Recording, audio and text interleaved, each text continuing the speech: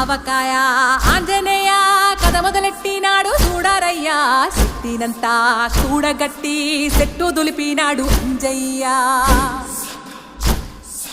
ఎర్ర ఛాయ కోతి అవతార వెంటమాయ కత్తి సేత పట్టకుండా కాయ కోసినాడు కపిలయ్య